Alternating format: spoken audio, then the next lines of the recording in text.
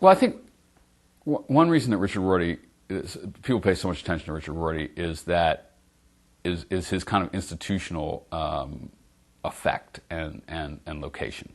I was professor of philosophy at Princeton for 20 years. He was a very widely respected and excellent analytic philosopher. Then I was professor of humanities at Virginia for 15 years. Who suddenly started worrying about Dewey and Heidegger. Then I was professor of comparative literature at Stanford for 7 years. And if you went to philosophy grad school in an analytic department, all you were told about Dewey and Heidegger was that they were idiots, or that they didn't matter at all, and they never said anything meaningful, much less important. You have to know I went to the University of Chicago as an undergraduate during the period of the Hutchins period, and one of my classmates at that time was Richard Rorty.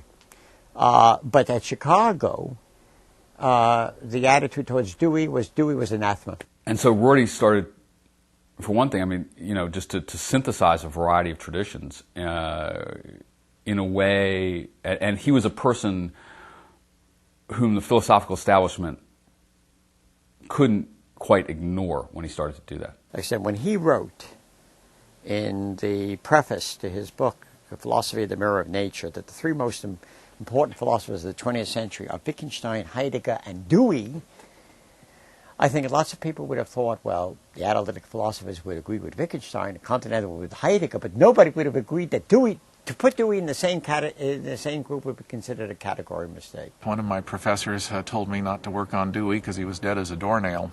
And, of course, 1979 was the year that Rorty's Philosophy in the Mirror of Nature came out, and once again you could say Dewey's name in public without people acting as if you'd farted in an elevator. It was quite a change. Both Kuhn's Structure of Scientific Revolutions and my book, Philosophy in the Mirror of Nature, were critical of a certain range of received opinion within the philosophical profession.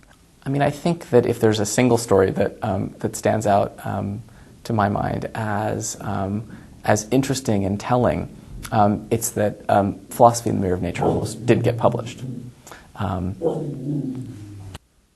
This kind of book, which is seen as really precipitated the revival in certain respects, especially for figures outside of philosophy, went out for peer review, and in its initial response, there were two reviewers, and one of them was effusively in support of publication. The other one, who the editor at the press had thought initially was going to be very supportive of it, concluded that the book was sloppily written, would be of interest only to analysts, and ended with the prediction that almost no one outside philosophy would have any interest in the book. We typically had more appreciative readers outside of philosophy departments than within philosophy departments, because the people outside of philosophy who had objections to what was going on, or had objections to the prevailing currents of thought within philosophy departments, saw Kuhn and I as providing support for those suspicions and criticisms. Rorty actually did a great service by publishing that book. It was a shock because he was regarded as one of the high priests of the analytic movement at the time. Our textbook in analytic philosophy was the one he'd edited, so that was quite a shock. It was like somebody throwing open a whole bunch of windows in a very stuffy building. I want to be careful here because I have been engaged in argument with Rorty for almost 40 years in this, but it's an argument among friends, and I'm a great defender. I think there are ways in which people tend to caricature Rorty.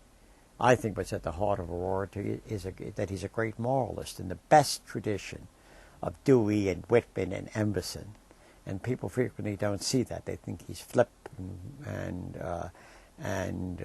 indifferent and insensitive. I think that's a complete mistake about what Rorty is about. He's a man who's deeply concerned with various serious issues. So the question is Rorty a moralist or an ironist? Well, certainly in some of his popular writing, he's very clearly a moralist. I mean, very clearly in terms of what we liberals do, he's staking out some moral territory. He writes widely. He writes for more than philosophers. He writes in ways that are intended to affect and represent culture in the U.S. At the same time, he is a person who does think that there have been exaggerated claims made about the names of philosophy, and he's a great debunker.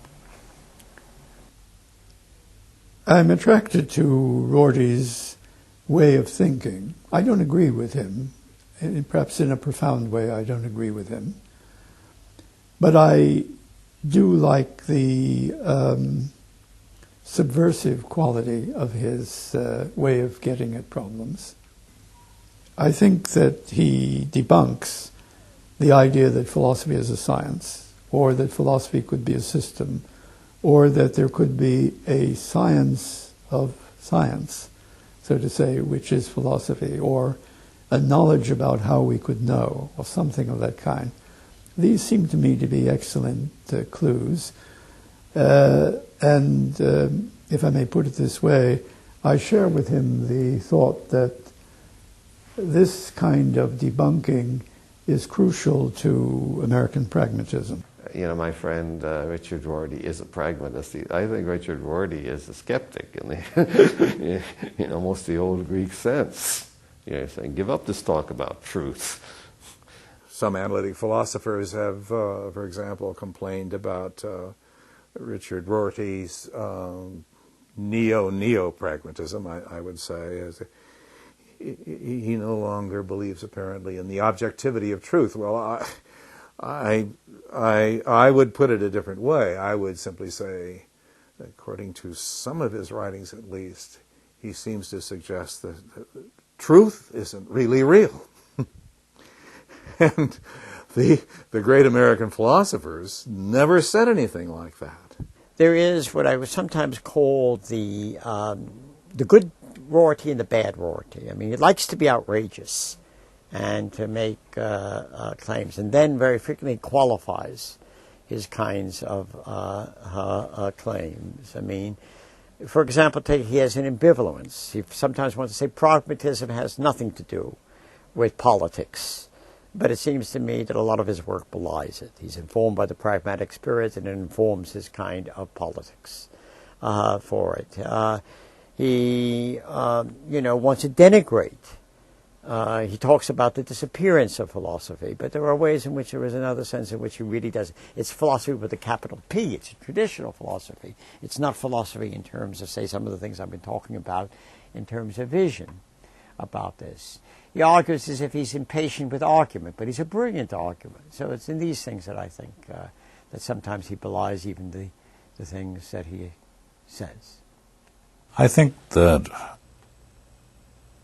the Socratic ideal of self-knowledge is replaced among contemporary intellectuals by the Nietzschean idea of self-creation, so that the life of the intellectual is not a matter of finding out what has been inside himself or herself all the time. It's a matter of becoming someone new. And the same for societies. Social progress is not a matter of discovering the essential nature of the state or of one's nation or of one's society. It's a matter of becoming a more rich, interesting society than in the past.